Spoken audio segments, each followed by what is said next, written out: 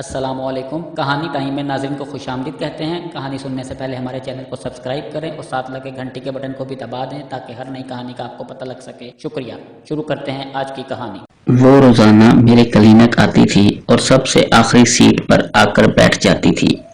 اس دوران وہ اپنی باری کا انتظار کرتی رہتی۔ وہ یہاں آنے والی عورتوں سے ان کی بیماریوں کے بارے میں سوال جواب کرتی اور ان کی بیماریوں کے متعلق غور سے سنتی۔ اس دوران وہ کھسکتی ہوئی دوبارہ آخری سیٹ پر پہنچ جاتی۔ اس کی عمر 22 یا 25 سال کے لگ بھگ ہوگی۔ کپڑے قیمتی اور صاف ستھرے پہنتی تھی۔ میں ملک کا مشہور ڈاکٹر رحمان شاہ ہوں۔ دن میں سرکاری ہسپتال میں فرائض انجام دیتا ہوں اور شام کو اپنے پرائیویٹ کلینک پر رات دیر تک بیٹھتا ہوں۔ میری پریکٹس خوب چلتی ہے۔ لوگوں کا کہنا ہے کہ اللہ پاک نے میرے ہاتھ میں شفا رکھی ہوئی ہے اور میری معائنہ فیس عام آدمی کی پہنچ سے دور ہے۔ کیونکہ میرے گھر انتظار کرنے والے کوئی نہیں، اس لیے میں زیادہ وقت اپنے کلینک پر ہی گزارتا ہوں۔ میری بیوی 2 سال پہلے اللہ کو پیاری ہو چکی ہے اور اپنی 2 بیٹیوں کی شادی کر چکا ہوں۔ یہ لڑکی روزانہ میرے کلینک پر آتی ہے اور تقریباً 1.5 گھنٹہ بیٹھ کر بغیر معائنہ کرائے اور دوا لیے چلی جاتی ہے۔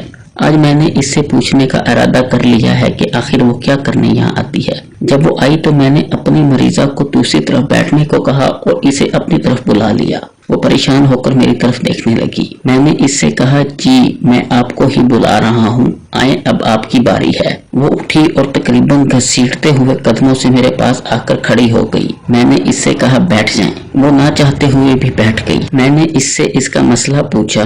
اس نے گلا صاف کیا اور دھیمے لہجے میں بولی، ڈاکٹر جی آپ بہت بڑے ڈاکٹر ہیں، میں غریب عورت آپ کی فیس ادا نہیں کر سکتی اور میں اپنا یہاں علاج کرانے نہیں آئی۔ میں نے پوچھا پھر آپ یہاں کیا کرنے آتی ہو؟ اس نے جواب دیا، ڈاکٹر صاحب میں ایک غریب علاقے میں رہتی ہوں، وہاں کوئی ڈاکٹر نہیں ہے، ایک ہی حکیم تھا وہ بھی مر گیا۔ پچھلے دنوں بستی میں ہیضہ کی وبا پھوٹ پڑی، بہت سی ماؤں کی گود اجڑ گئی کیونکہ ہمارے علاقے میں کوئی ڈاکٹر نہیں۔ اسی بیماری کی وجہ سے میری شانو بھی مر گئی اور وہ پھر رونے لگی۔ مجھے لگا کہ وہ بستی کے لوگوں کے علاج کے لیے اصرار کرے گی، مگر میرے پاس نہ تو وقت تھا اور نہ ہی جذبہ۔ میں کیسے اپنا چلتا ہوا کلینک چھوڑ کر اس کے ساتھ اس کی بستی کے لوگوں کا علاج کرنے چلا جاتا۔ اس خدشے کے پیش نظر میں نے پہلے ہی صاف جواب دینا مناسب سمجھا، دیکھو بی بی اس میں میرا کوئی قصور نہیں، اگر وہاں کوئی ڈاکٹر نہیں ہے یہ میری نہیں بلکہ حکومت وقت کی ذمہ داری ہے اور میں اس سلسلے میں تمہاری کوئی مدد نہیں کر سکتا۔ برائے مہربانی میرا وقت ضائع نہ کرو۔ میرا غرور اور تکبر میرے لہجے سے صاف نظر آ رہا تھا۔ اس جہاں کے فانی ہونے کا اعتراف تمام مخلوقات میں سے صرف نوح انسان کو ہے، مگر پھر بھی اس کی بھوک بے قابو ہے، چاہے وہ دولت کی ہو یا کسی اور چیز کی۔ میرے مریض میرا انتظار کر رہے تھے۔